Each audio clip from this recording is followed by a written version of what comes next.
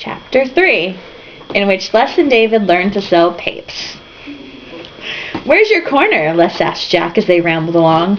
"I ain't got no corner, kid. I like to keep moving, be everywhere, feel the pulse of the city. I spot an opportunity, I sell a Pape." Why am I making him sound like the situation? Anyway, that's the advantage of being an independent businessman instead of working for a wage.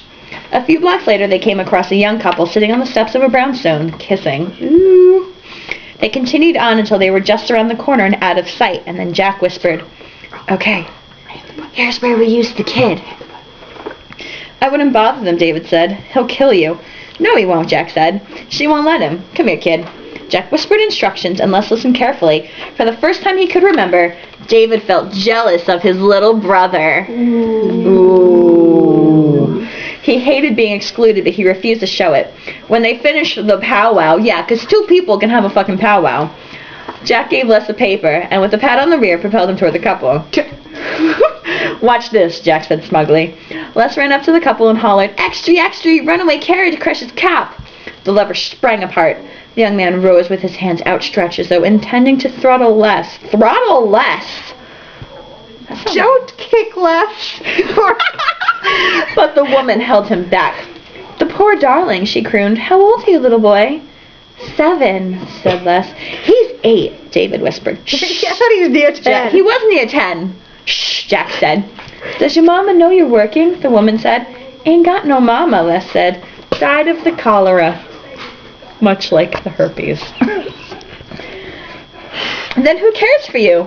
"Cares for meself," Les mumbled, and began coughing in perfect imitation of the Jacobs' downstairs neighbor who had been stricken with tuberculosis. "Here's a penny," her boyfriend said. "Now get lost." "Alfred!" she scolded him. "How could you be so heartless? The creature was alone and helpless in the cold, cruel world. Give him a dime at least." "A dime?" the boyfriend said. "Oh, no, ma'am," Les said. "I couldn't accept that. Me father told me not to take charity." She grabbed the dime from her boyfriend, who was reluctant to part with it, and pressed it into Les's hand. "Here, take this, and God bless you." "And God bless you, ma'am," Les said.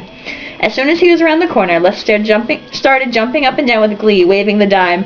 "I made a dime," he sang. "I made a dime." "You'll turn around right now and give it back to them," David ordered. "Are you nuts?" Jack said. "The kid worked hard for that money."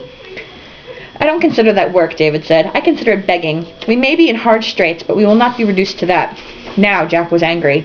"You got a lot of pride, don't you? Well, go ahead. Give back the dime. See how much pride you got when you can't make the rent and you and your family are out in the street without a roof to cover your head.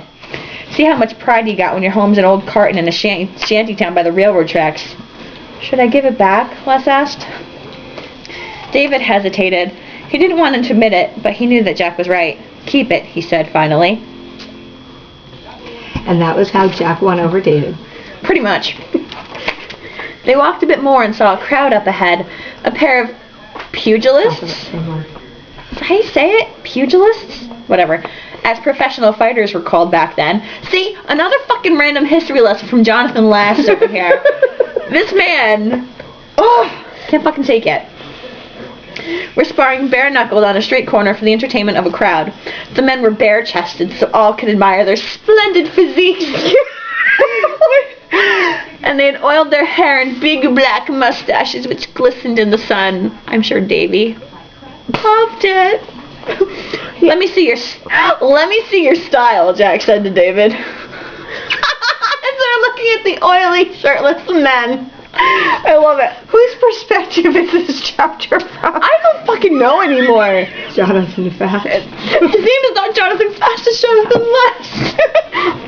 David took a few deep breaths and walked into the crowd, calling, "Extra, extra, Charlie Strike Jack's on for 3rd long week." Nobody even acknowledged his existence, except for a man who told him to get out of the way because he was blocking his view. Clearly that man wanted to see the other shirtless men. A few minutes later, David returned to where Jack and Les were waiting. "I guess they already bought their papers," David said. "They didn't buy papers," Jack said in disgust. "And with you sounding like that, they never will. Watch how it's done." Jack sauntered into the middle of the crowd, bellowing, "Nextry, nextry! Ellis Island in flames! Great conflagration threatens Manhattan!" What the fuck? What about thousands flee in panic? What about thousands of lives at stake? It's not fucking in here. Jonathan laughed. Men started digging into their pockets, handing Jack their pennies. He would have sold more papers, but the pugilist got annoyed and told him to move along if he didn't want a knuckle sandwich. I don't see any story about a fire on Ellis Island, David said, flipping through the paper as they continued down the street.